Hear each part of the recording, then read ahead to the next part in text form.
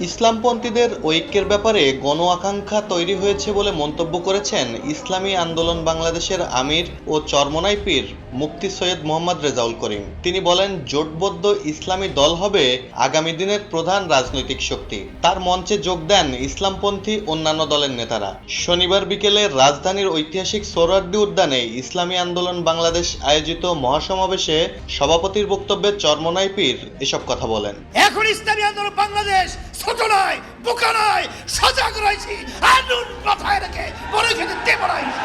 ইসলামী আন্দোলনের সমাবেশ মঞ্চে দেখা গেছে জামায়াত ইসলামীর নায়েবে আমির অধ্যাপক মাওলানা মুজিবুর রহমান, সেক্রেটারি জেনারেল অধ্যাপক মিয়া গোলাম পরোয়ার এবং assistant secretary general Rafiqul Islam Khan ও মাওলানা আব্দুল হালিম, খেলাফতে মজলিসের মহাসচিব ডক্টর আহমদ আব্দুল কাদের, বাংলাদেশ খেলাফত মজলিসের মহাসচিব মাওলানা জালাল উদ্দিন, ইসলামী ঐক্যজোটের মহাসচিব মাওলানা সাখাওয়াত হোসেন রাজি।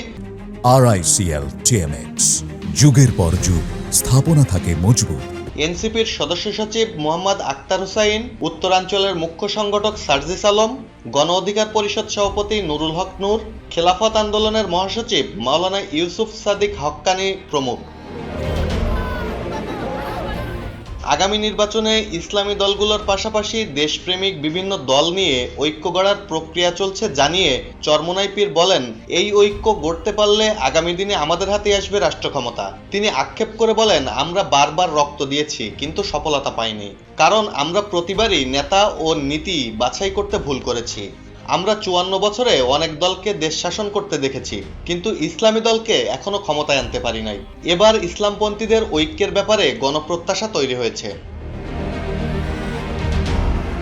তিনি বলেন, আমি শুরু থেকেই ইসলামপন্থী সব ভোট এক বাক্সে আনার কথা বলে আসছি। আগামী নির্বাচনে শুধু ইসলামী দলই নয়, বরং দেশপ্রেমিক আরো অনেক রাজনৈতিক দলও এক বাক্স নীতিতে আসতে পারে ইনশাল্লাহ। যদি আমরা একত্রে নির্বাচন করতে পারি, যদি কার্যকর ঐক্য গড়ে তুলতে পারি, তাহলে বাংলাদেশে ইসলামপন্থীরাই হবে প্রধান রাজনৈতিক শক্তি। রাষ্ট্র পরিচালনার দায়িত্ব আমাদের হাতেই আসবে ইনশাল্লাহ। সংস্কারের প্রশ্নে ইসলামী আন্দোলন বাংলাদেশ অটল ও অবিচল জানিয়ে তিনি বলেন, সংস্কারে কালক্ষেপণ 24-এর গণঅভ্যুত্থানের সঙ্গে বেইমানির শামিল। ডেস্ক রিপোর্ট, জয় জয় দিন।